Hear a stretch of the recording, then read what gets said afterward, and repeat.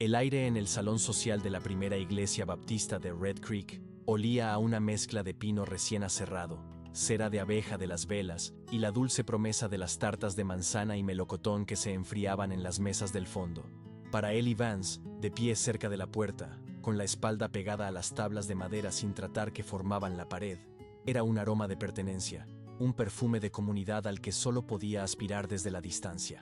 Llevaba su única camisa decente, lavada y planchada por él mismo con un trozo de jabón de lejía y un hierro calentado en la estufa de la barraca. Pero la rigidez del cuello almidonado no podía ocultar el desgaste de los puños ni la forma en que la tela se ceñía a sus hombros, moldeada por años de trabajo físico y no por la mano de un sastre. Observaba el ir y venir de la gente del pueblo, un mar de vestidos de percal y trajes de lana oscura, y sus ojos inevitablemente buscaban a Eleanor McGraw. Ella era el centro de aquel universo, aunque pareciera inconsciente de ello. Se movía con una gracia contenida, su vestido de seda azul pálido, sin duda llegado en el último tren del este, susurrando contra el suelo de madera mientras ayudaba a una de las esposas de los comerciantes a servir ponche. Cada gesto suyo era medido, cada sonrisa cortés, pero Ellie había aprendido a leer las sombras en sus ojos, la tensión en la línea de su mandíbula cuando su padre, Henry McGraw, la miraba desde el otro lado de la sala. Él la veía no como la heredera del rancho más grande del territorio de Wyoming, sino como la mujer que una vez se había detenido junto a la cerca del corral, con el dobladillo de su falda recogido para evitar el polvo, y le había preguntado por el potro cojo, con una genuina preocupación que trascendía la mera propiedad. Habían hablado durante casi una hora, sobre caballos y el cielo, y la forma en que el viento sonaba a través de los álamos antes de una tormenta, y en esa hora, la distancia entre la casa principal y la barraca pareció disolverse. Ahora, mientras el subastador se aclaraba la garganta para comenzar la puja por las cestas de almuerzo, Ellie sentía el peso de las pocas monedas de plata en su bolsillo. Sabía cuál era la cesta de Eleanor. Había visto el lazo de seda azul pálido, del mismo color que su vestido, que ella misma había atado esa mañana en el porche. Era una señal, estaba seguro. Una invitación silenciosa, a través de la abrumadora división de sus mundos.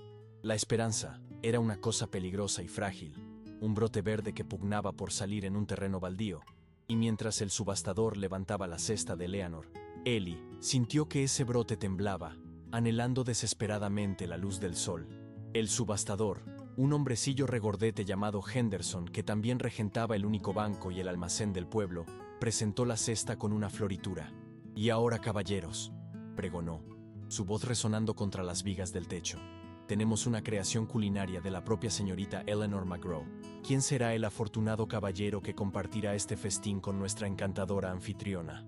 Una risa contenida recorrió la sala, un murmullo de anticipación y conocimiento social. Ellie se mantuvo en la sombra, su corazón latiendo un ritmo pesado y constante contra sus costillas. Se había permitido imaginarlo, sentarse con ella en una de las mantas extendidas fuera, bajo el gran roble, la conversación fluyendo tan fácilmente como lo había hecho junto al corral, el mundo exterior con sus rígidas reglas desvaneciéndose por una hora de paz compartida. Contó de nuevo las monedas en su bolsillo. Tenía suficiente para una puja respetable, quizás incluso dos. Sería más de lo que un peón debería gastar, un gesto imprudente que sin duda provocaría comentarios en la barraca, pero el recuerdo de la mirada de Eleanor esa mañana, la forma en que sus dedos se habían demorado en el lazo azul, le decía que el riesgo merecía la pena. «Empiezo con $1», gritó alguien. «2», replicó el hijo del sheriff. Ellie esperó, dejando que las pujas iniciales se asentaran. Vio a Charles Prescott apoyado despreocupadamente contra un pilar, con una sonrisa de suficiencia en el rostro. Prescott, cuyo padre poseía el rancho vecino y cuya unión con Eleanor era el secreto peor guardado del valle, un acuerdo de tierras y agua disfrazado de romance. Cuando la puja llegó a los $3, Eli respiró hondo. Estaba a punto de dar un paso al frente, de hacer oír su voz, cuando la de Prescott cortó el aire, tranquila y llena de una autoridad indiscutible. $10, dijo, sin levantar la voz, como si el dinero fuera una ocurrencia tardía, una formalidad sin importancia. Un silencio cayó sobre la multitud. $10 por un almuerzo en una cesta era una extravagancia, una declaración. Era más de lo que Ellie ganaba en un mes. El martillo de Henderson cayó con un golpe sordo y definitivo. sellando el resultado que todos, excepto Ellie, habían sabido que era inevitable. La humillación fue un sabor amargo y metálico en la parte posterior de su garganta, no por la pérdida de la cesta, sino por la brutal y pública reafirmación de su lugar en el mundo, un lugar donde su valor se medía en centavos frente a los dólares de Prescott. Si te cautivan las historias donde el amor debe sobrevivir a la clase, el silencio y decisiones imposibles, suscríbete ahora para seguir este viaje hasta su tranquilo e inolvidable final. Ellie se retiró del salón sin que nadie notara su ausencia, el sonido de la risa educada y la música del piano desafinado siguiéndole como un reproche. El aire de la noche era fresco y olía a tierra seca y a los caballos atados a los postes cercanos. Se dirigió hacia los abrevaderos, un largo canal de madera toscamente labrada, donde el sonido del agua goteando de la bomba era un bálsamo para el ruido y la sofocación del interior. Se apoyó en la madera húmeda, sintiendo la aspereza de las astillas bajo las yemas de sus dedos, y miró hacia el cielo, un vasto lienzo de terciopelo negro salpicado de estrellas frías y distantes. La humillación no era una herida nueva, llevaba las cicatrices de una mucho más profunda, la memoria de ver a su padre, un hombre de principios y manos callosas, reducido al silencio por un papel, una escritura falsificada que le arrebató la granja familiar en el este. Había aprendido entonces que la autoridad y la ley a menudo servían a quienes ya poseían el poder, que la decencia y el trabajo duro eran monedas de poco valor en un mundo gobernado por la propiedad y el linaje. Lo que había sucedido en el salón no era más que un eco de esa lección, una cruel repetición en una escala menor, pero no menos dolorosa. Veía a través de las ventanas iluminadas a Eleanor sentada junto a Charles Prescott, su silueta rígida, la sonrisa en su rostro una máscara delicada y frágil. Él no la culpaba. Comprendía las jaulas, visibles e invisibles, que la rodeaban. La jaula de la expectativa, del deber filial, de la seguridad económica que representaba una unión como la suya con Prescott. Era la hija de Henry McGraw, y eso conllevaba un peso que él, un simple peón, apenas podía imaginar. Estaba a punto de darse la vuelta y regresar a la oscuridad solitaria de la barraca, cuando un movimiento a su lado le hizo detenerse. Era ella. Había salido del salón, su vestido azul pálido un fantasma luminoso en la penumbra. Se detuvo a unos pasos de él, la vacilación evidente en su postura, el riesgo de su presencia allí, a solas con un jornalero, colgando pesado en el aire entre ellos. «Señor Vance», dijo ella, su voz apenas un susurro que luchaba por imponerse al chirrido de un grillo cercano. Quería disculparme por lo de antes». Ellie no se movió, manteniendo la distancia respetuosa que las circunstancias exigían. Podía oler el ligero perfume a lavanda que emanaba de ella, un aroma delicado que parecía fuera de lugar en medio del olor a estiércol y cuero mojado. La miró por primera vez directamente esa noche, y vio en sus ojos no lástima, sino una profunda y genuina desolación, un reflejo de su propia desesperanza.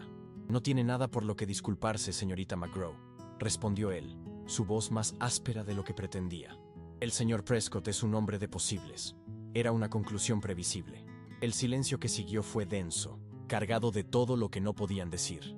Las reglas de su mundo estaban grabadas en el aire entre ellos, tan claras e infranqueables como una cerca de alambre de espino.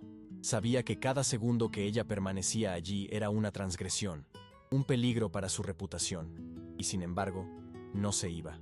En un movimiento rápido y casi furtivo, ella dio un paso adelante, y él sintió el roce de sus dedos contra los suyos. Fue un contacto fugaz, apenas perceptible, pero envió una sacudida a través de él. Cuando retiró la mano, él sintió el tacto de un pequeño trozo de papel doblado que ella había deslizado en su palma. Sus dedos se cerraron instintivamente sobre él, el papel todavía cálido por el calor de su piel. Ella retrocedió de inmediato, su rostro pálido a la luz de la luna. «Yo», comenzó a decir, pero las palabras se le atascaron en la garganta. Antes de que pudiera terminar, una sombra se cernió sobre ellos desde la puerta del salón. La figura alta y corpulenta de Henry McGraw llenó el umbral, su silueta recortada contra la luz amarillenta del interior. No dijo nada. No necesitaba hacerlo. Su mera presencia era una condena, un juicio silencioso que hizo que el aire se helara. Eleanor se quedó paralizada, el pánico reflejado en sus ojos, y Ellie sintió que el pequeño trozo de papel en su mano se convertía en una brasa ardiente. McGraw avanzó lentamente hacia ellos, sus botas pesadas marcando un ritmo fúnebre sobre la tierra compactada. y extendió la mano, con la palma hacia arriba, una orden silenciosa y terrible. Ellie se enfrentó a una elección imposible en la fracción de segundo que tardó Henry McGraw en cruzar los pocos metros que los separaban. Podía negar la existencia de la nota, meterla en su bolsillo y enfrentarse a la ira de McGraw, arrastrando a Eleanor a una confrontación directa con su padre.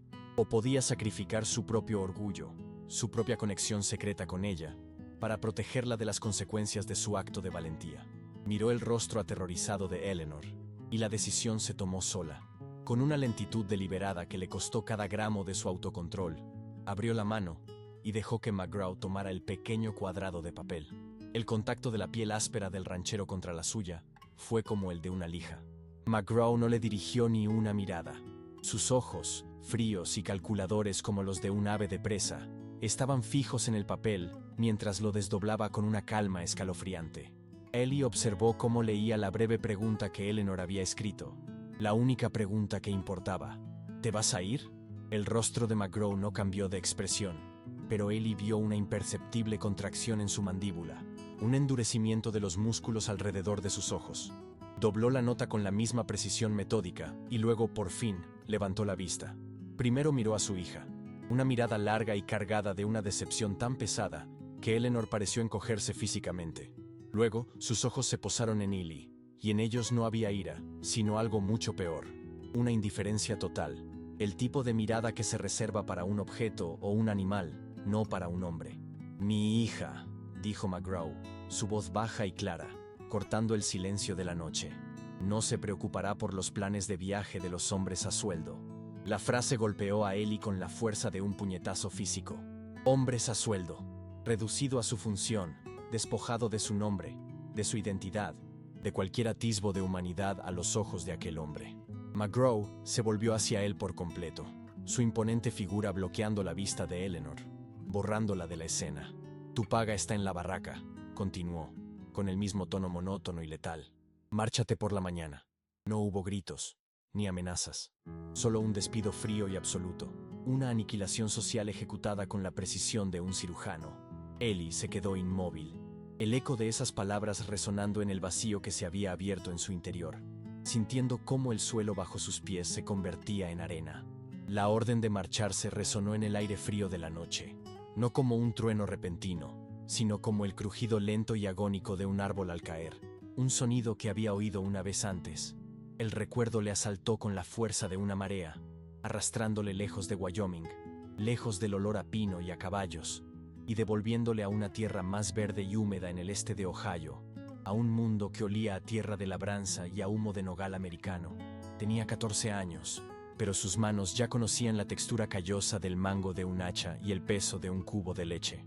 Su padre, Elias Thompson padre, era un hombre de silencios, pero sus silencios estaban llenos de una especie de paz, la tranquilidad de un hombre que entendía su parcela de tierra como una extensión de su propia alma.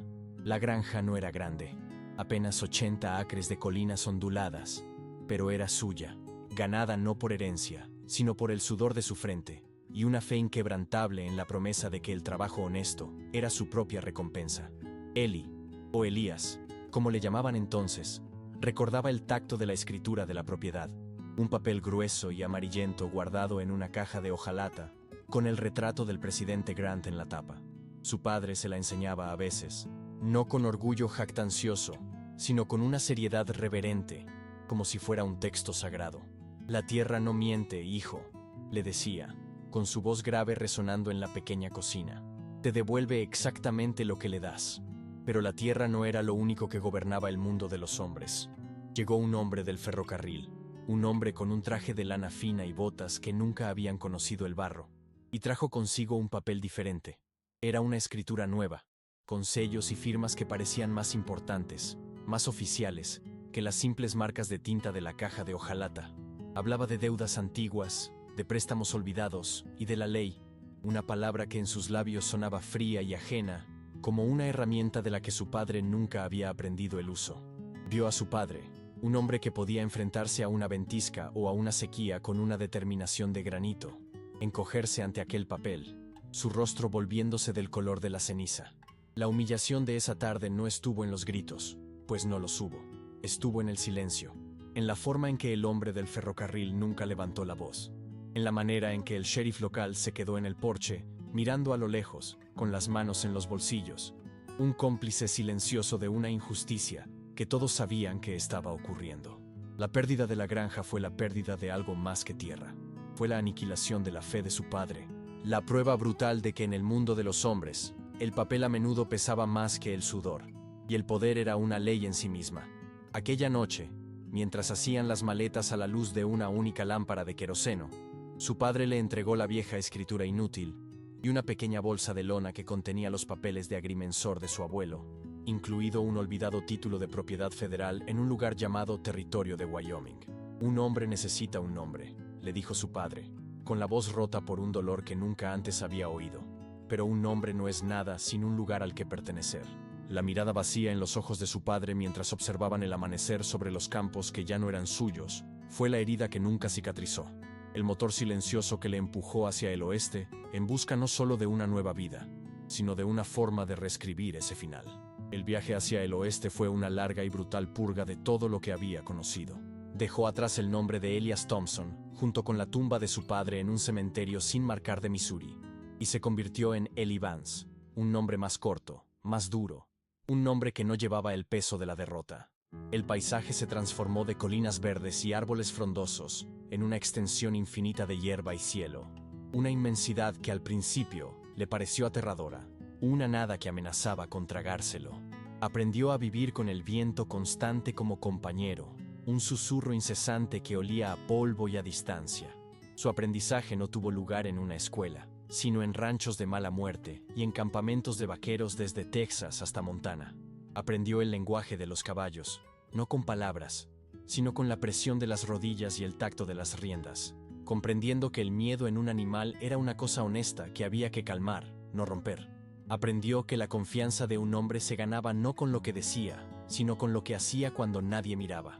La forma en que cuidaba de su silla de montar, la manera en que compartía su café junto al fuego, la disposición a cabalgar en medio de una tormenta para recoger el ganado descarriado. El trabajo era agotador, un ciclo interminable de amaneceres helados y atardeceres polvorientos. Pero había una dignidad en él, una claridad que le había faltado a la ley del hombre del ferrocarril.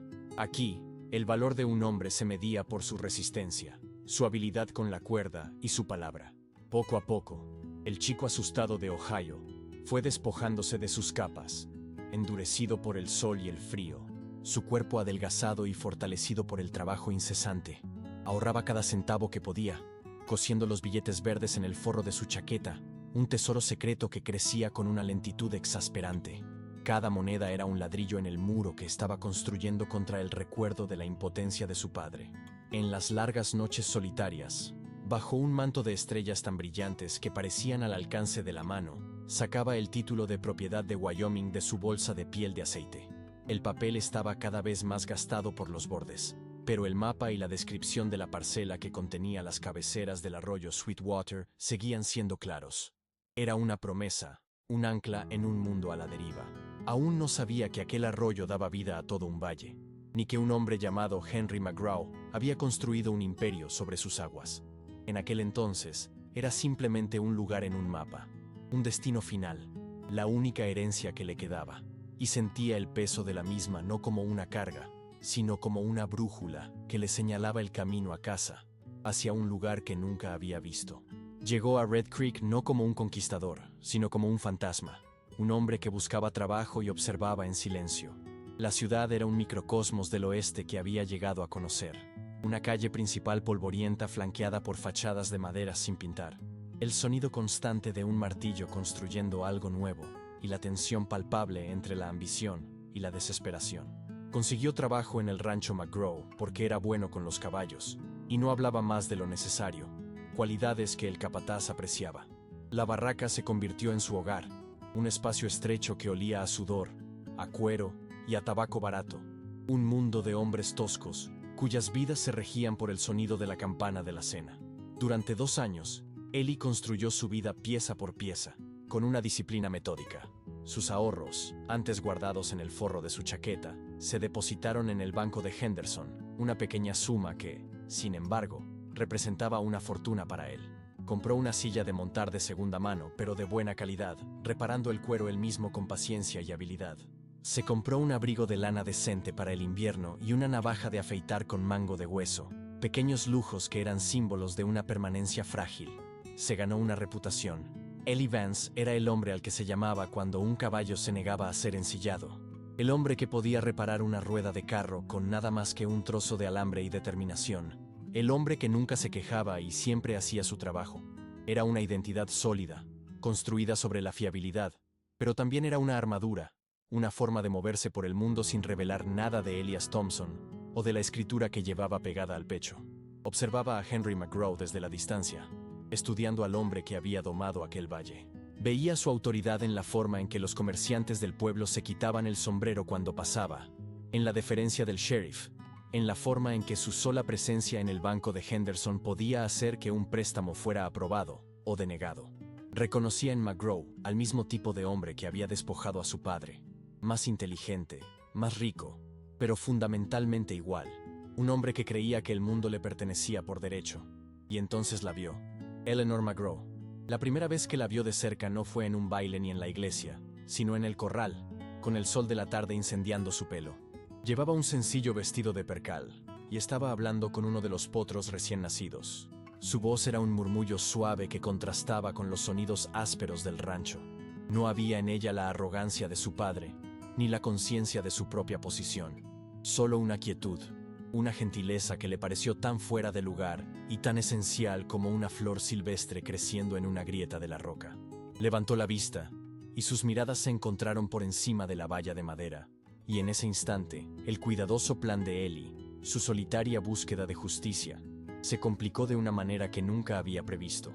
El primer intercambio de palabras entre ellos fue tan mundano que casi podría haberlo olvidado, si no fuera por la forma en que el recuerdo se grabó en su mente como una marca de hierro. Estaba reparando un pestillo roto en la puerta del corral principal, con el sabor del polvo en la boca y el sol pegado a la nuca, cuando oyó el suave susurro de una falda sobre la tierra compactada. Se dio la vuelta, esperando encontrarse con el cocinero o con otro de los peones, y se encontró con Eleanor McGraw. Se había detenido a unos metros de distancia, con las manos entrelazadas delante de ella, una postura que denotaba una ligera vacilación, como si no estuviera segura de las reglas que regían una conversación entre la hija del dueño del rancho y un simple jornalero. «Disculpe», dijo ella, y su voz era exactamente como la había imaginado, clara y tranquila, sin el acento nasal de algunas de las mujeres del pueblo que habían venido del este. «He notado que el potro bayo cojea un poco. ¿Cree que es grave?» Él se enderezó lentamente, quitándose el sombrero por instinto, sintiendo de repente el sudor en su frente y la suciedad bajo sus uñas. Podría haberle dado una respuesta corta y respetuosa, un «no, señorita, solo es un golpe», y haber vuelto a su trabajo. Eso es lo que se esperaba de él. Pero había algo en la genuina preocupación de sus ojos, una sinceridad que iba más allá de la simple protección de una propiedad valiosa, que le hizo detenerse. «Se torció el menudillo en un agujero de perro de la pradera esta mañana», respondió, su propia voz sonando áspera y poco acostumbrada a una conversación tan educada. «Lo he estado observando. No hay hinchazón. Debería estar bien en un día o dos si descansa». Ella asintió, pero no se fue. En lugar de eso, se acercó un paso más a la valla, apoyando una mano enguantada en el poste superior. «Mi padre dice que usted tiene un don con los caballos», dijo, más como una afirmación que como una pregunta. «Dice que entiende lo que no pueden decir». Eli sintió una extraña calidez extenderse por su pecho ante el inesperado elogio, especialmente viniendo a través de su padre. «No es un don, señorita», dijo, mirando al potro en lugar de a ella, sintiéndose más cómodo estudiando al animal que enfrentándose a la intensidad de su mirada. «Solo es cuestión de paciencia. La mayoría de la gente tiene demasiada prisa». Hablaron durante casi una hora. Sobre caballos, sí, pero también sobre el tiempo, sobre la forma en que el color de las colinas cambiaba con las estaciones, y sobre los libros que ella leía, traídos en el tren desde Chicago. Él se encontró hablando más de lo que había hablado en años, sorprendido por la facilidad con que las palabras acudían a él, y por la forma en que ella escuchaba, no solo esperando su turno para hablar, sino absorbiendo realmente lo que decía. En esa hora, la enorme distancia entre la casa principal en la colina y la barraca en el valle pareció reducirse a los pocos metros de tierra polvorienta que los separaban. Una distancia que de repente se sintió a la vez insignificante y absolutamente insalvable.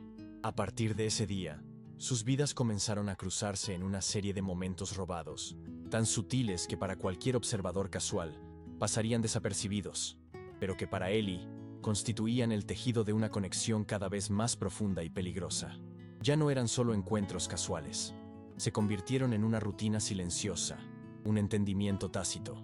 Él sabía que ella solía pasear por los establos al atardecer, después de que la mayor parte del trabajo del día hubiera terminado, con el pretexto de visitar a su yegua favorita.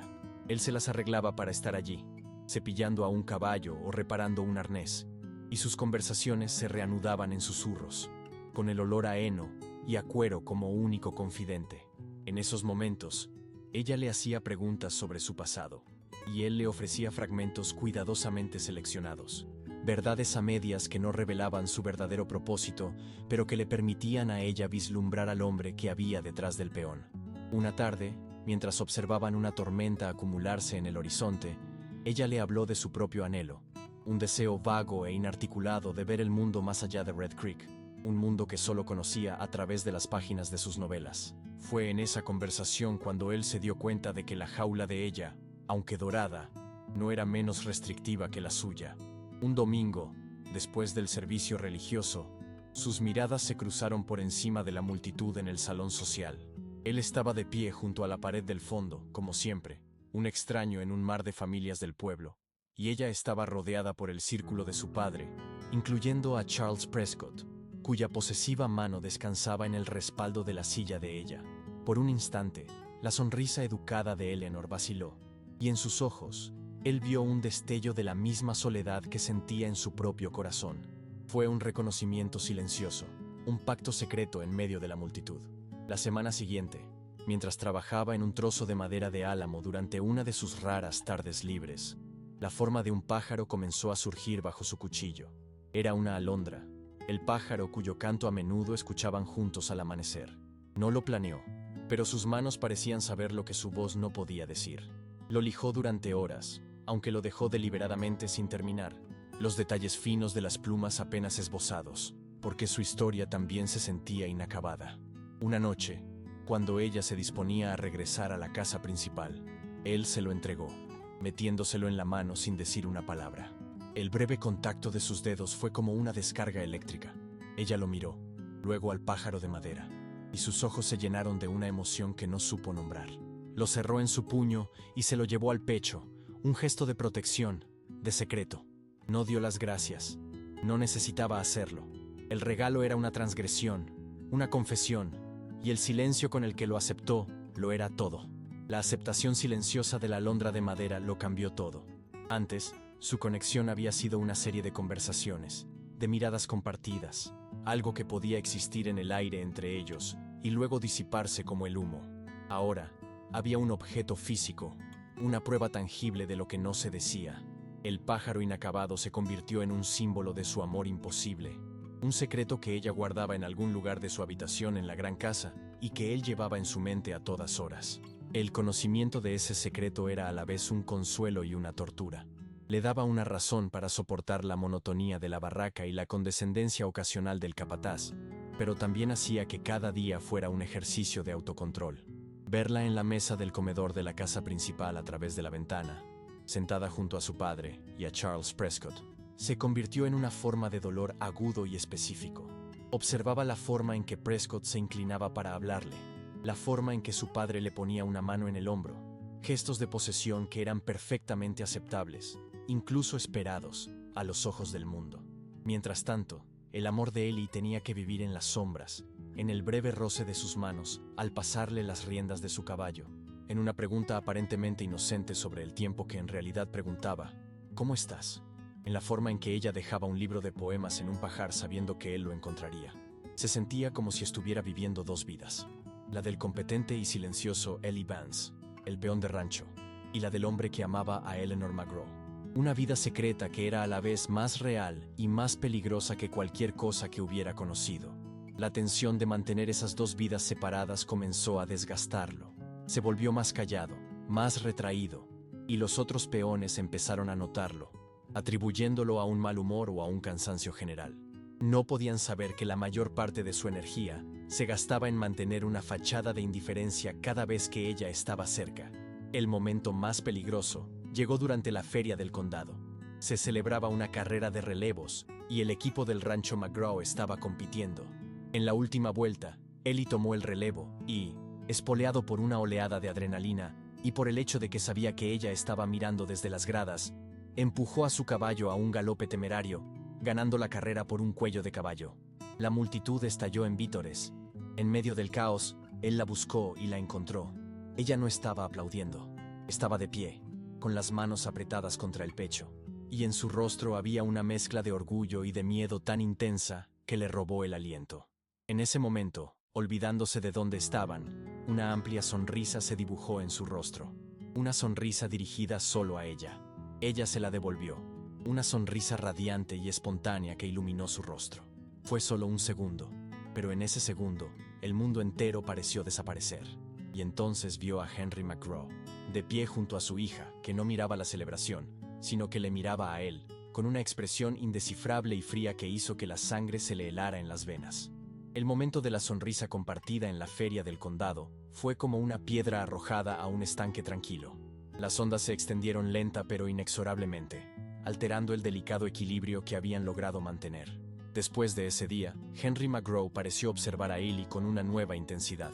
No hubo acusaciones, ni siquiera un cambio en las órdenes que recibía del capataz, pero Ellie sintió el peso de la mirada del ranchero sobre él con más frecuencia. Cuando estaba en el corral, sentía que le observaban desde el porche de la casa principal. Cuando acudía a la herrería del pueblo a por suministros, a veces veía a McGraw hablando en voz baja con el sheriff, y se preguntaba si su nombre formaba parte de esa conversación. La presión era sutil, una forma de guerra psicológica que le mantenía constantemente en vilo. Al mismo tiempo, el compromiso de Eleanor con Charles Prescott, que antes había sido un rumor en el valle, se convirtió en un hecho público.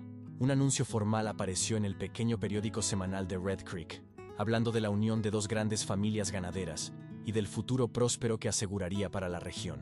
Ellie leyó las palabras una y otra vez en una copia arrugada del periódico que encontró en la barraca, y cada palabra era como un clavo en el ataúd de su esperanza. El artículo no hablaba de Eleanor como una mujer, sino como un activo, un peón en un juego de tierras y derechos de agua. Esta brutal mercantilización de la mujer que amaba le llenó de una rabia fría e impotente. Sabía que no tenía nada que ofrecer que pudiera competir con la promesa de miles de acres y el control del agua del valle. Tenía sus ahorros, su reputación de hombre trabajador y la escritura de propiedad secreta que llevaba en su bolsa de piel de aceite. La ironía era casi insoportable. Poseía el único documento que podía desmantelar el imperio de McGraw, la única cosa en el mundo que podía nivelar el campo de juego. El arroyo Sweetwater, cuya cabecera le pertenecía legalmente, era la sangre vital del rancho McGraw. Sin acceso, sin restricciones a él, las vastas extensiones de tierra de McGraw no valían nada. Podía presentarse en el banco de Henderson en cualquier momento y hacer valer su derecho, arruinando no solo a McGraw, sino también los planes de Prescott y alterando toda la estructura de poder del valle. Pero el coste de esa justicia era impensable. Hacerlo no solo destruiría al padre de Eleanor, sino que la destruiría a ella. La expondría a la vergüenza y a la ruina, y la convertiría en la hija del hombre que había estado robando agua durante años. El amor le había puesto en una trampa imposible. Para reclamar su herencia, tenía que destruir el mundo de la mujer que amaba.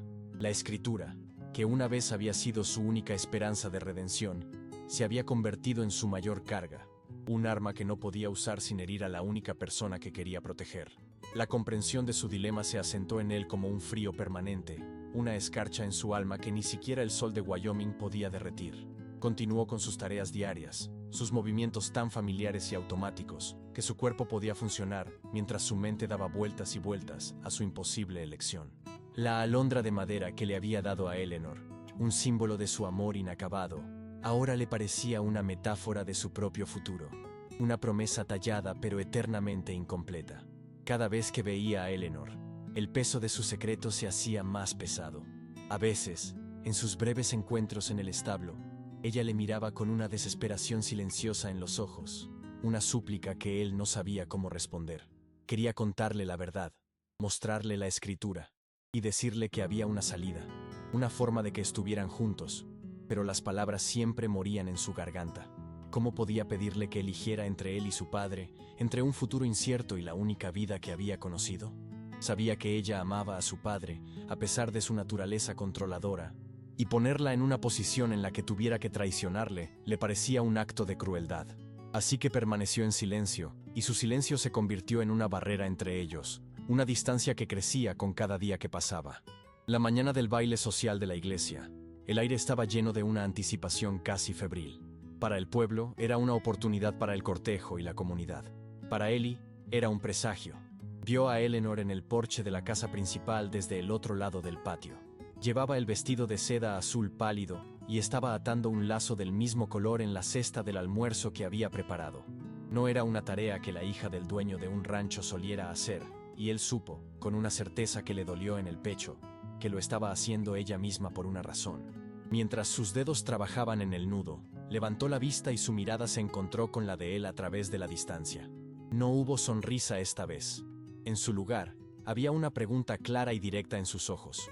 Una invitación a actuar, a hacer algo, cualquier cosa, para desafiar el camino que se había trazado para ellos. Era una apuesta desesperada, una petición para que él, por una vez, saliera de las sombras y reclamara un lugar a su lado, aunque solo fuera por el precio de un almuerzo en una cesta. En ese momento, la lógica y la precaución le abandonaron.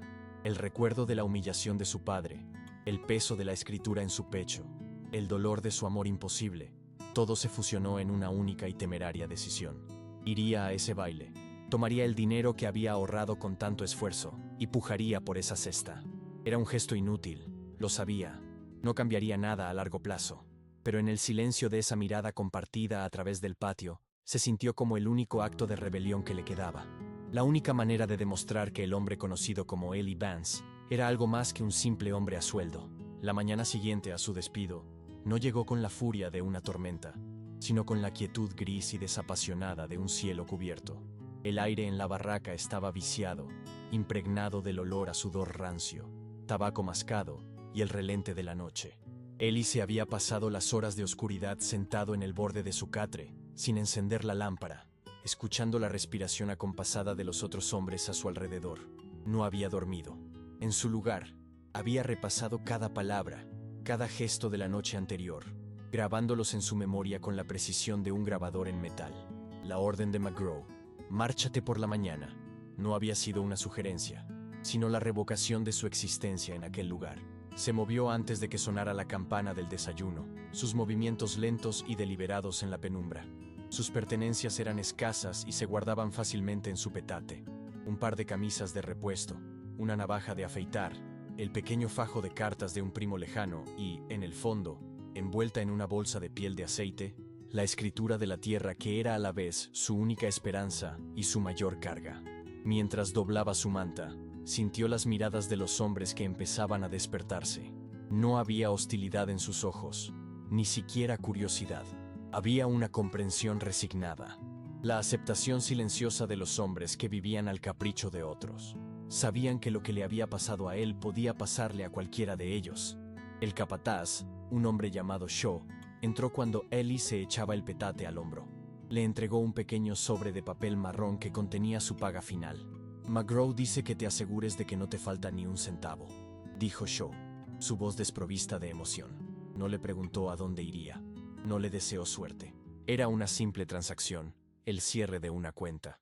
Ellie asintió, cogió el sobre y se dirigió a la puerta.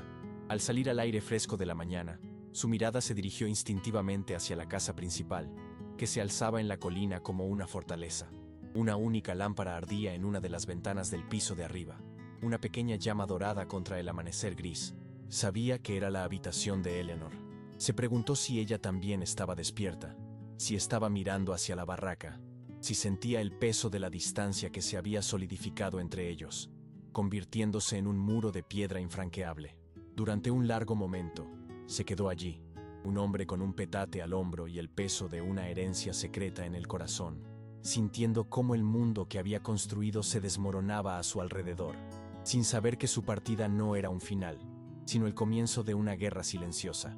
En lugar de abandonar el valle, Ely se instaló en el extremo más alejado de Red Creek, alquilando una habitación en la parte trasera de la herrería, un espacio poco más grande que un armario que olía a carbón y a metal caliente. Su partida del rancho McGraw no había pasado desapercibida, pero la explicación que circulaba por el pueblo, que Vance era un espíritu inquieto, un vagabundo por naturaleza, fue aceptada sin más preguntas.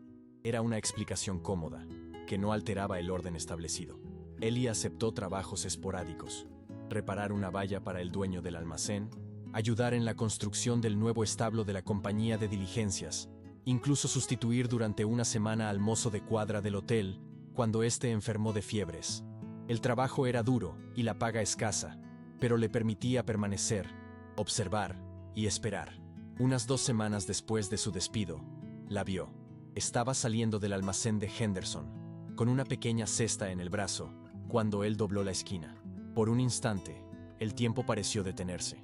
El ruido de la calle, un carro que pasaba, el martillo del herrero, las voces de 2 mujeres regateando por el precio de la tela, se desvaneció en un zumbido sordo. Ella se detuvo en seco, su rostro palideciendo visiblemente. Él se quitó el sombrero, un gesto automático de respeto que de repente se sintió dolorosamente formal.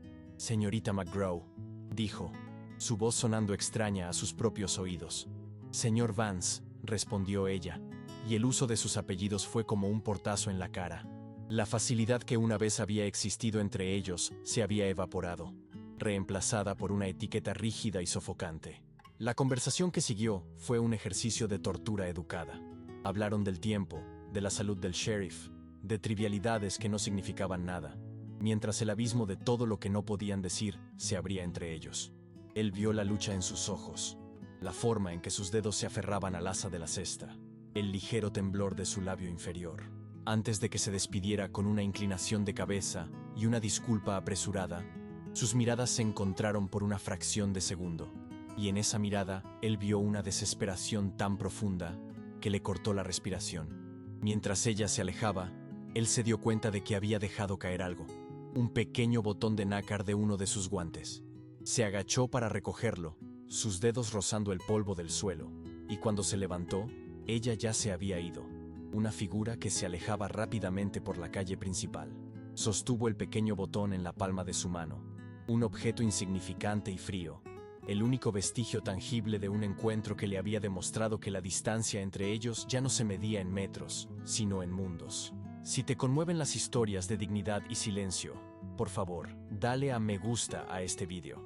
Nos ayuda a compartir estas vidas olvidadas. Los días se convirtieron en semanas, y Ely sintió cómo el clima social de Red Creek se enfriaba a su alrededor. No fue un cambio abrupto, sino una erosión gradual, como la forma en que el viento desgasta la piedra arenisca. Ya no era odiado ni temido, simplemente se estaba volviendo invisible. O peor aún, se estaba convirtiendo en una anécdota, una pieza fija en el paisaje social del pueblo, clasificada y archivada.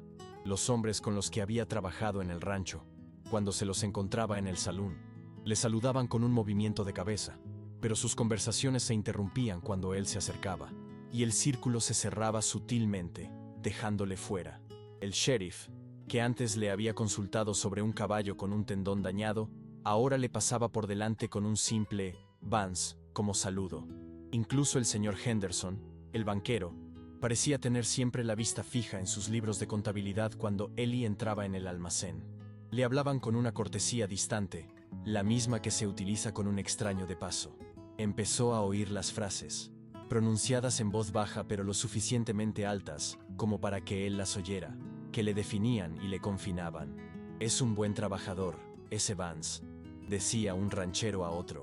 «Maneja bien los caballos». O la esposa del pastor, hablando con una de sus amigas. «Un hombre muy correcto, pero, ya sabe, no es de aquí». La frase más dolorosa la escuchó de labios de la señora Prescott, la madre de Charles, una mujer con la rigidez de un corsé en su voz y en su alma. Estaba hablando con un grupo de mujeres a la salida de la iglesia un domingo, y Ely, que estaba al otro lado de la calle reparando una rueda de carro, oyó su voz clara y cortante. «Eleanor tiene un corazón demasiado tierno», decía. «Se compadece de los menos afortunados». Fue muy amable por su parte mostrar interés por el bienestar de uno de los hombres de su padre, pero hay que mantener las distancias adecuadas. Uno de los hombres de su padre. Ya no era Ellie Vance. Era una posesión, una responsabilidad, una categoría. Se dio cuenta de que la comunidad, en su instinto de autoconservación, estaba trabajando para reparar la pequeña fisura que su relación con Eleanor había creado en su ordenado universo. No necesitaban vallas ni amenazas. Usaban palabras, miradas y silencios para recordarle su lugar, para asegurarse de que el peón de rancho nunca olvidara que, por muy duro que trabajara, o por muy honorable que fuera, siempre estaría al otro lado de una línea invisible que nunca podría cruzar.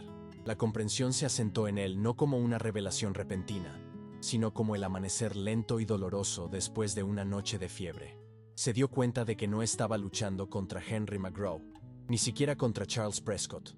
Estaba luchando contra algo mucho más grande e intangible: el peso de las expectativas, la lógica férrea de la propiedad y el linaje.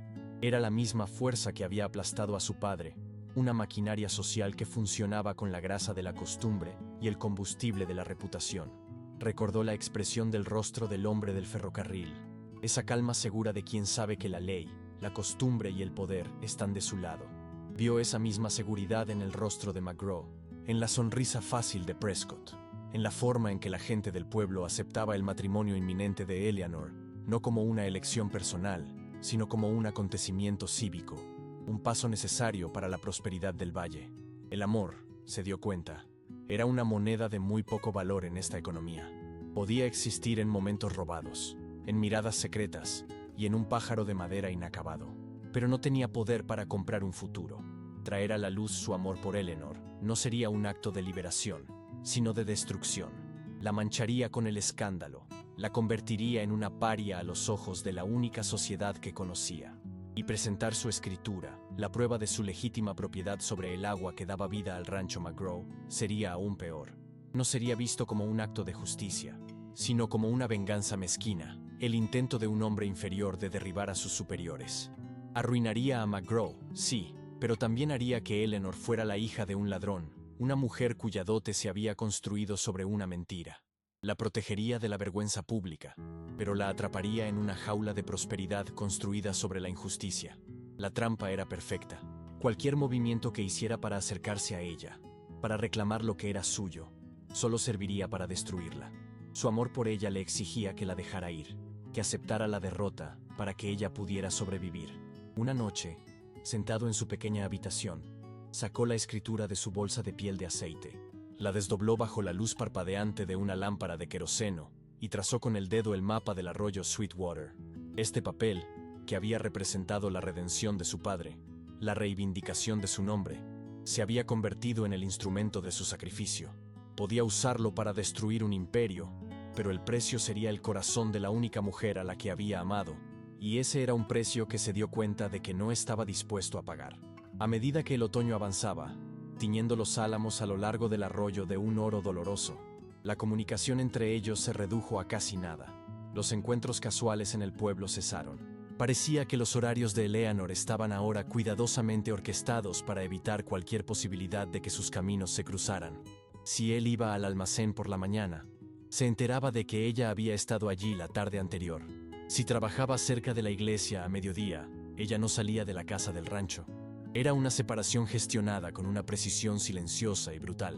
La única conexión que les quedaba era a través de un intermediario improbable: Tom, el joven mozo de cuadra del rancho, un chico al que Ellie había enseñado a tratar a un caballo con una pata herida.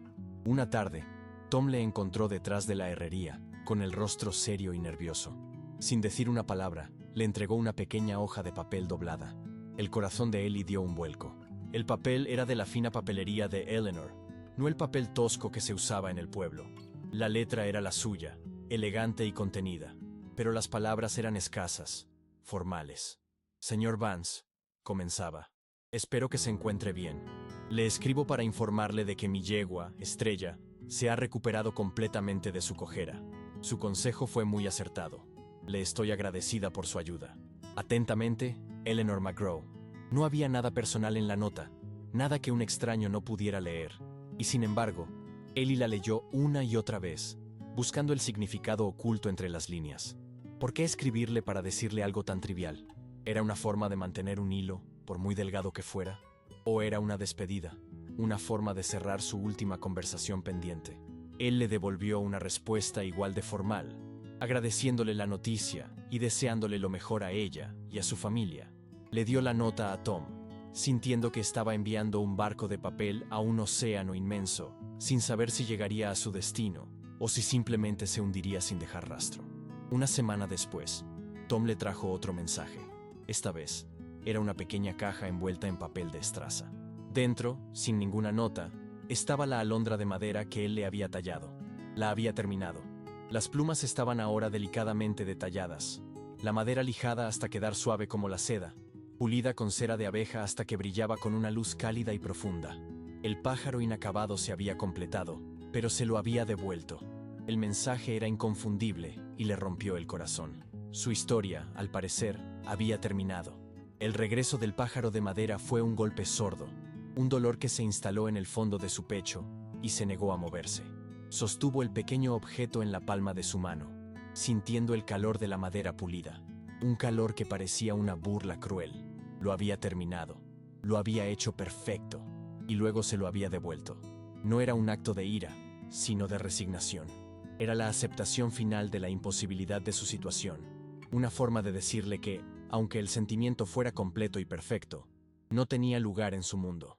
Ellie comenzó a verla de nuevo, pero solo a distancia, como si fuera un personaje en un escenario y él un espectador en la última fila. La veía en la iglesia los domingos, sentada en el banco de su familia, con Charles Prescott a su lado. Su rostro se había vuelto más delgado, sus ojos más grandes y sombríos. Llevaba la máscara de la compostura con una gracia impecable, pero él, que había aprendido a leer las sombras bajo su sonrisa, podía ver el esfuerzo que le costaba. Veía la forma en que su padre la observaba, una vigilancia constante que no era tanto de afecto como de gestión de activos. Henry McGraw no miraba a su hija, miraba la encarnación de su legado, la clave para la consolidación de su poder. El pueblo, a su vez, participaba en el espectáculo. Las mujeres de la sociedad de damas de la iglesia rodeaban a Eleanor después del servicio, hablando en voz alta de los patrones de encaje para su vestido de novia y de los arreglos florales. Sus voces eran alegres y estridentes, y cada palabra era un ladrillo más en el muro que se construía a su alrededor. Ellie se quedaba en la parte de atrás, junto a la puerta, sintiendo el peso de cientos de miradas que le ignoraban deliberadamente. Ya no era una amenaza, era una irrelevancia. Un domingo por la tarde, mientras se celebraba una comida al aire libre en los terrenos de la iglesia para recaudar fondos para un nuevo campanario, sus miradas se cruzaron a través de la multitud. Fue solo un instante. Él estaba ayudando a descargar un carro de leña, y ella estaba sirviendo limonada en una mesa adornada con un mantel de encaje. No hubo sonrisa, ni un gesto de reconocimiento. En sus ojos, él no vio amor, ni anhelo, sino una súplica silenciosa y devastadora. Era una petición para que se fuera, para que la dejara en paz, para que le permitiera cumplir con su deber sin el recordatorio constante de lo que estaba sacrificando. Entendió que su mera presencia en Red Creek era una forma de tortura para ella, un fantasma en su fiesta de bodas. En ese momento, el último vestigio de su esperanza se desvaneció, reemplazado por una claridad fría y dura. El amor, a veces, no consistía en aferrarse, sino en soltar. La decisión se cristalizó en su mente esa noche, bajo el mismo cielo estrellado que una vez había parecido lleno de promesas. Ya no se trataba de ganar o perder, de justicia o venganza. Se trataba de honor. No el tipo de honor del que hablaban los hombres en los salones, un concepto ruidoso y frágil que se defendía con pistolas y orgullo. Se trataba de un tipo de honor más antiguo y silencioso, el tipo que su padre había intentado enseñarle. La obligación de un hombre de no causar daño a aquellos a quienes debía proteger, incluso si esa protección significaba su propia aniquilación. Amaba a Eleanor McGraw, y el único acto de amor verdadero que le quedaba era desaparecer de su vida, liberar su conciencia de su presencia. Pero no se iría como un hombre derrotado. No se escabulliría en la noche como un ladrón. La humillación que había sufrido a manos de McGraw, el lento borrado social que había soportado por parte del pueblo, no sería su capítulo final. El recuerdo del rostro impotente de su padre ante el hombre del ferrocarril se mezcló con la imagen de la súplica silenciosa de Eleanor. Eran dos caras de la misma moneda.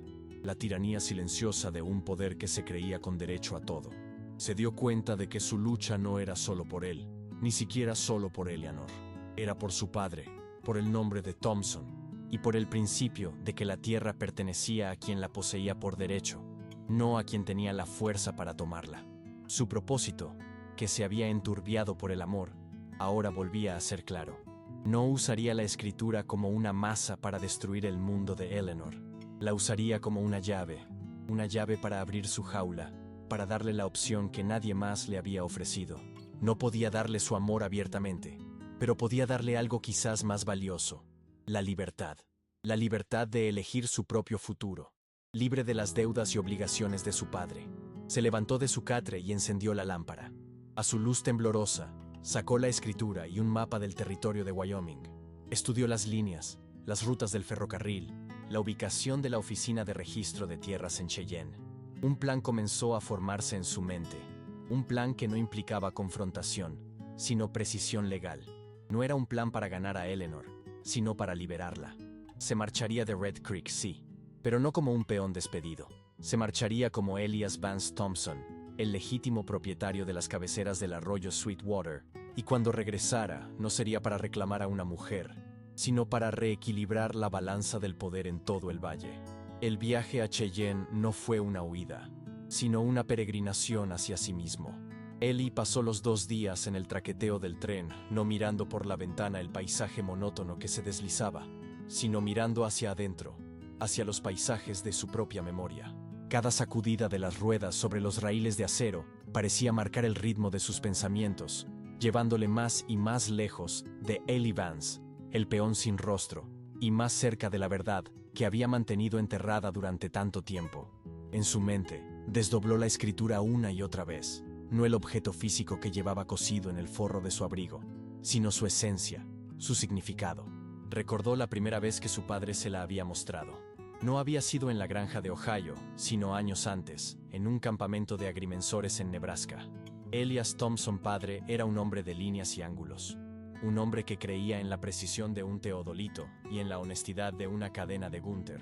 Creía que un mapa era una promesa, un contrato entre el hombre y la tierra. «Esta tierra no es para nosotros, hijo», le había dicho, con el olor a humo de pino y a café amargo flotando en el aire. «Es para los que vendrán después. Pero el gobierno me ha dado esto a cambio de mi trabajo. Una pequeña porción para nuestro nombre».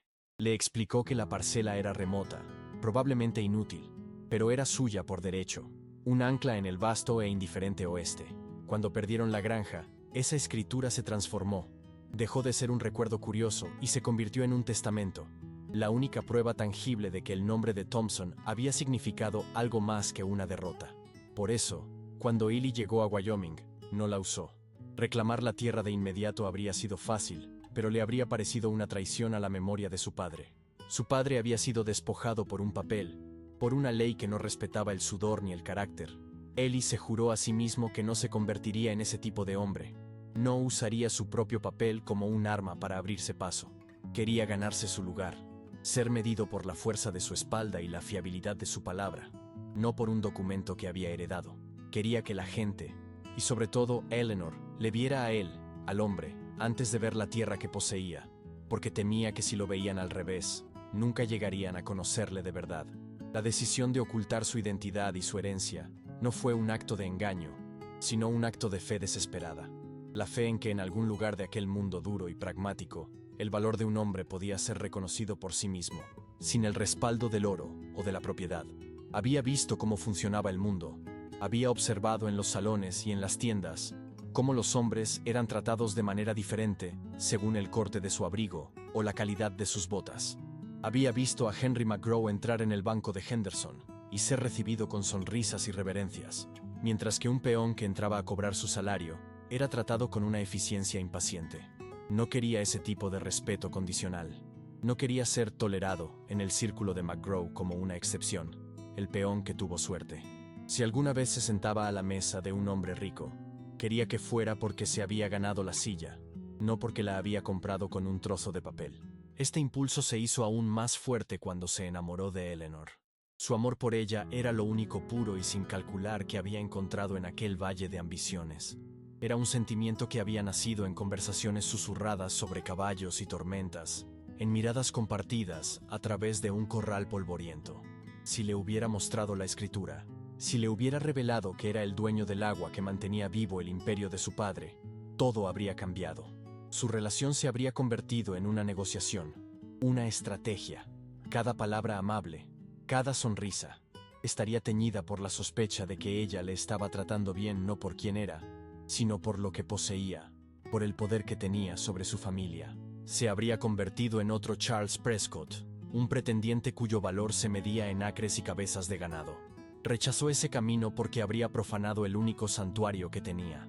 Prefirió soportar la humillación de ser un hombre a sueldo, a arriesgarse a convertir su amor en una transacción, porque sabía que un amor que se podía comprar no era amor en absoluto, sino simplemente un negocio mejor disfrazado. Su poder, por tanto, no residía en el arma que mantenía oculta, sino en su negativa a usarla. Cada día que pasaba en el rancho, McGraw era un ejercicio de una voluntad de hierro, una reafirmación silenciosa de sus principios. Soportó la condescendencia del capataz, la invisibilidad social en el pueblo, la dolorosa formalidad en la presencia de Eleanor. Todo porque la alternativa era peor. Blandir la escritura habría sido una victoria pírrica. Podría haber forzado a McGraw a reconocerle. Podría haber comprado su entrada en la sociedad de Red Creek. Podría incluso haber presionado para conseguir la mano de Eleanor. Pero al hacerlo, se habría convertido en el mismo tipo de hombre que despreciaba. Un hombre que usaba el poder y la ley como una palanca para conseguir lo que quería, en lugar de ganárselo. Se habría hecho más pequeño a sus propios ojos, no más grande. Habría cambiado su alma por un asiento en la mesa. Esta negativa a actuar no era pasividad. Era una forma de control mucho más profunda. Al no revelar su mano, mantenía el control sobre lo único que realmente le importaba, su propio carácter. No podía controlar cómo le veían los demás. No podía controlar las decisiones de Eleanor, ni las maquinaciones de su padre, pero sí podía controlar quién era él en medio de todo aquello. Era un ancla moral en un mar de conveniencia. El coste de esta integridad era inmenso. Era la soledad de la barraca, el sabor amargo de la humillación en el baile de la iglesia, el dolor sordo de ver a la mujer que amaba ser prometida a otro. Cada una de estas heridas era una prueba, un recordatorio del precio de sus convicciones. Se aferró a su silencio como un monje a su voto, creyendo que en ese silencio residía su verdadera fuerza, sin darse cuenta de que su honorable inacción estaba permitiendo que la jaula de Eleanor se cerrara, cerrojo a cerrojo, a su alrededor. Cheyenne era una ciudad de ruido y prisa, el polo opuesto a la quietud deliberada de Red Creek.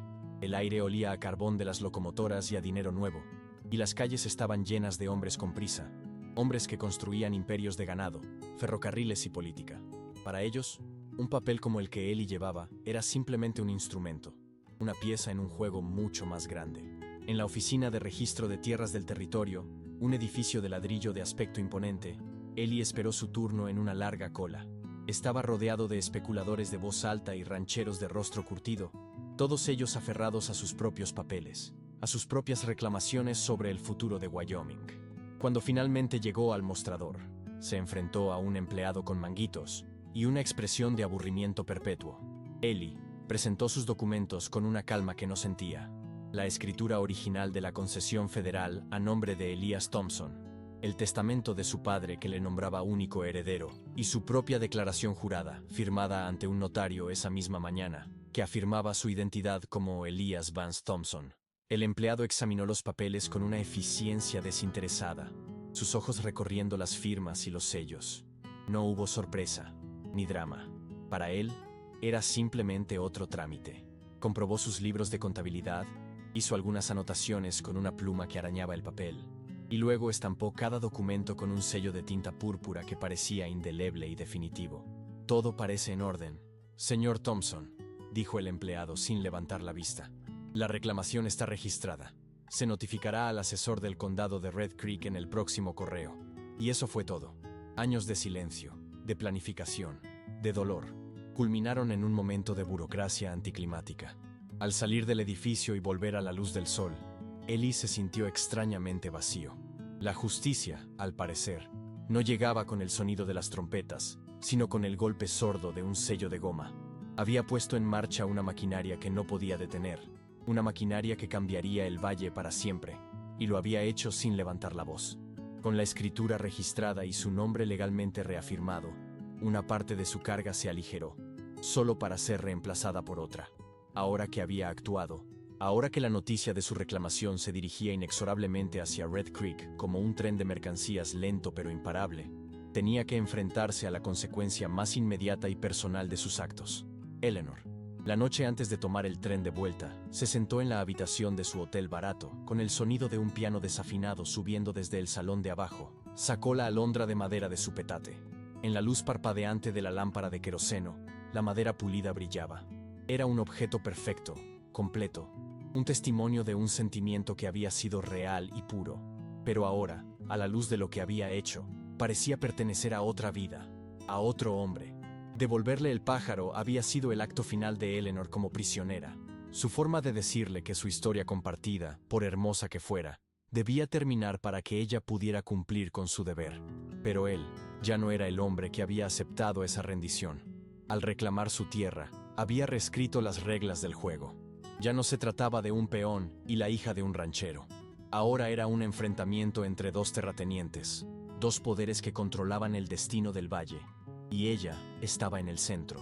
Se dio cuenta de que no podía volver a Red Creek y simplemente presentarle los hechos como si fuera una transacción comercial. El amor que había sentido por ella, el amor que le había llevado a este acto desesperado de liberación, exigía algo más. Exigía una última conversación, no como Ellie Vance a la señorita McGraw, sino como Elias Thompson a Eleanor. Tenía que devolverle el pájaro, no como una rendición, sino como una pregunta. Tenía que ponerlo en su mano y hacerle entender que, aunque la tierra y el agua habían sido la causa de su separación, ahora también podían ser la base de un nuevo comienzo, si ella tenía el valor de elegirlo.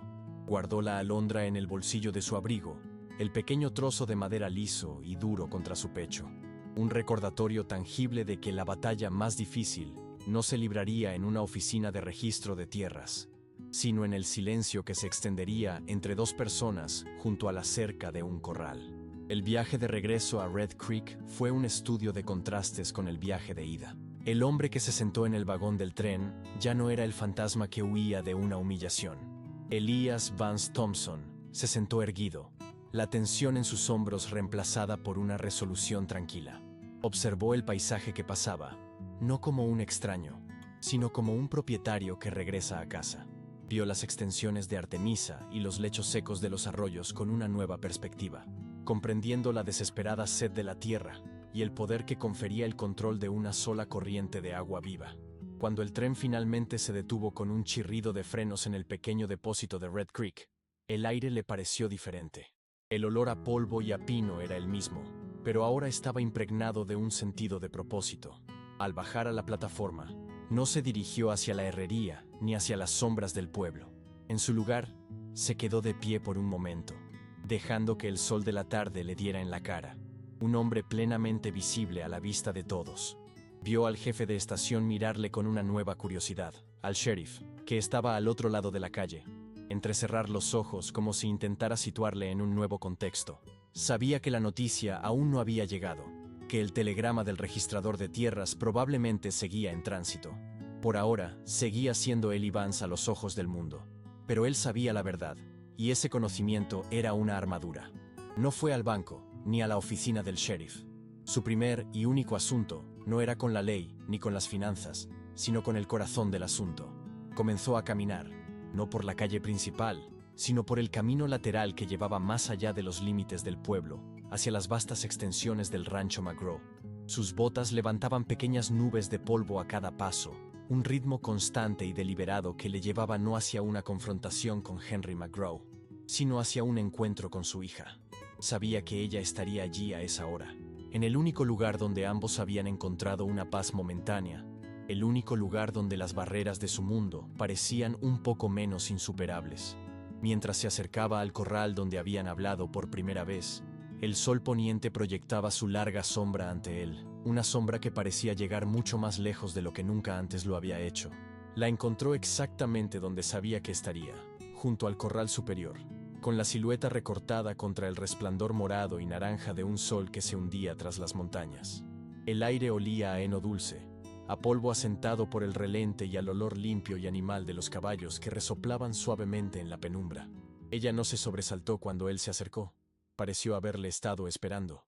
no solo esa tarde, sino durante semanas, quizás meses. Se detuvo a unos pasos de ella, manteniendo la valla de madera entre ellos, una barrera física que reflejaba las 1000 barreras invisibles que siempre les habían separado.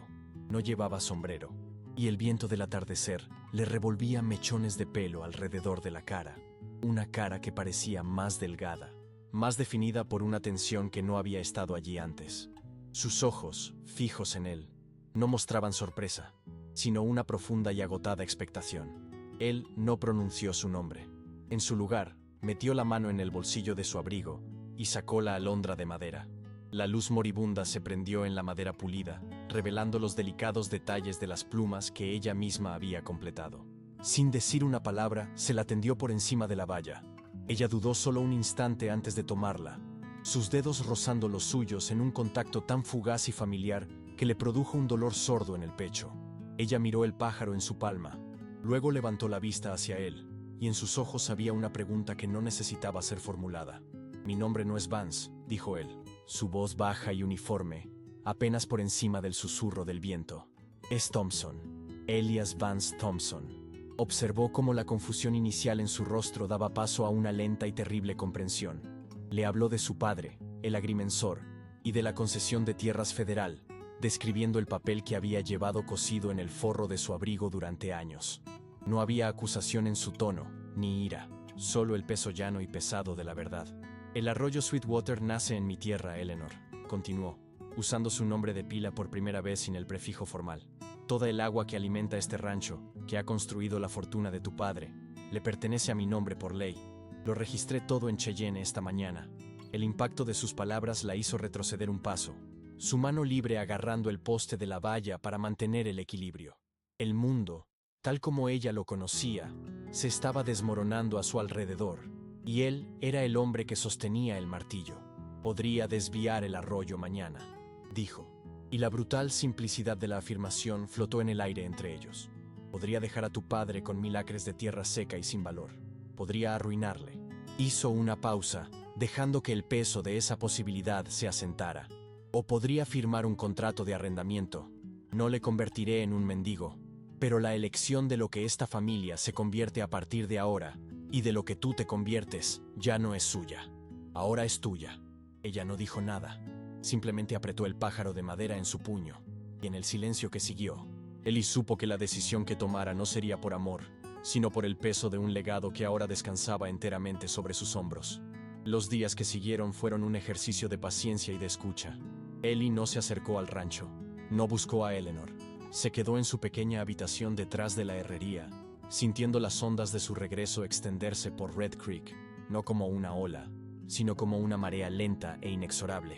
Los rumores empezaron a circular, fragmentados e inciertos al principio. Alguien había oído que el compromiso de los Prescott estaba en dificultades. Otro susurró que Henry McGraw había pasado 2 días encerrado en su despacho, negándose a ver a nadie. Ellie simplemente esperaba, sabiendo que la siguiente jugada no era suya. El primer signo tangible del cambio llegó el miércoles. Vio a Charles Prescott salir del salón a mediodía, con el rostro oscuro como una nube de tormenta. Montó en su caballo con una violencia contenida y salió de la ciudad al galope, sin mirar atrás, levantando una nube de polvo que tardó mucho en asentarse. La boda, estaba claro, había sido cancelada. 2 días después, Tom, el joven mozo de cuadra, le encontró. Llevaba una nota, no de Eleanor, sino de un tal señor Albright, un abogado de Cheyenne cuya llegada en la diligencia de la mañana había sido el principal tema de conversación en el pueblo. La nota solicitaba formalmente la presencia del señor Elias Thompson en el despacho trasero del banco de Henderson a las 3 en punto. Cuando llegó, el aire en el banco era tenso y formal. Henderson le condujo a través de la puerta principal con una deferencia nerviosa que era completamente nueva. En el despacho, el abogado, un hombre de aspecto severo con un chaleco de brocado, estaba sentado a la cabecera de la gran mesa de caoba. Henry McGraw estaba de pie junto a la ventana, de espaldas a la sala, una figura rígida y disminuida.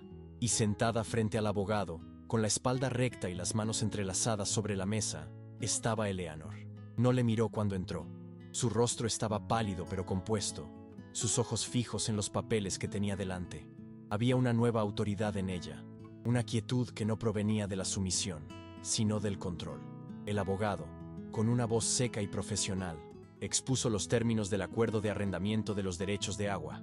Era un documento meticuloso, justo hasta el último detalle, que garantizaba a Ellie un pago sustancial cada año, a la vez que permitía que el rancho McGraw siguiera funcionando. Era una obra maestra de diplomacia legal, y Ellie supo, sin que nadie se lo dijera, que cada cláusula había sido dictada por ella. Cuando llegó el momento de firmar, deslizaron el documento por la mesa hacia él. Cogió la pluma, la mojó en el tintero y firmó su nombre completo: Elias Vance Thompson. Era la primera vez que lo escribía en un documento legal en más de una década. Mientras recogía los papeles, sus miradas se encontraron por última vez sobre la mesa de caoba, y en sus ojos, él no vio ni amor ni gratitud, sino el respeto distante que se le concede a un adversario honorable, un reconocimiento silencioso de que ambos habían elegido el honor por encima de la felicidad. Su partida de Red Creek, una semana después, fue tan silenciosa como su llegada. Se paró en el andén de la estación de tren, con el billete a Cheyenne en el bolsillo y el petate a sus pies. El acuerdo de arrendamiento estaba seguro en el banco, y el primer pago le proporcionaría los medios para empezar de nuevo en otro lugar, quizás más al norte, donde el nombre de Thompson no llevaría el peso de ninguna historia. No se iba como un hombre rico, pero se iba como un hombre completo. Había redimido el nombre de su padre, no con venganza, sino con una justicia precisa y contenida. Había desmantelado un imperio no con violencia, sino con la ley, y había liberado a la mujer que amaba, aunque el precio de esa libertad fuera su propio corazón. El silbato del tren sonó a lo lejos, una llamada melancólica a través de la llanura. Mientras esperaba, la vio. Salió del edificio de la estación y se detuvo al otro extremo del andén, a una distancia que era a la vez respetuosa e insalvable. Llevaba un sencillo vestido de viaje de color gris, y el viento le alborotaba el pelo. No se acercó. No hubo palabras de despedida, ni promesas, ni lágrimas. Simplemente se quedó allí, un testigo silencioso de su partida. En ese momento, Ellie comprendió la verdadera naturaleza de la riqueza en aquella tierra. Henry McGraw había medido su valor en miles de cabezas de ganado, en acres de tierra, en el poder que ejercía sobre los hombres. Pero todo ello se había construido sobre una base de arena, sobre el agua que no era suya. La verdadera riqueza, se dio cuenta Ellie, no residía en lo que un hombre podía tomar, comprar o poseer, sino en lo que se negaba a reclamar por la fuerza. Su dignidad era su única posesión inexpugnable, forjada en el silencio, la paciencia y el sacrificio. El tren llegó con un estruendo de vapor y acero. Cuando subió al vagón, se volvió para mirarla por última vez. Ella levantó una mano, no en un saludo, sino en un simple gesto de reconocimiento. Él asintió, una sola vez, y luego entró. Mientras el tren se ponía en marcha, alejándose de Red Creek, no miró atrás. Llevaba consigo la paz de haber actuado con honor, y el dolor persistente de un amor que perduraría, inacabado y perfecto, como un pájaro de madera tallado en el silencio. Si crees que la verdadera dignidad es la única riqueza que importa, comparte esta historia. Gracias por escuchar.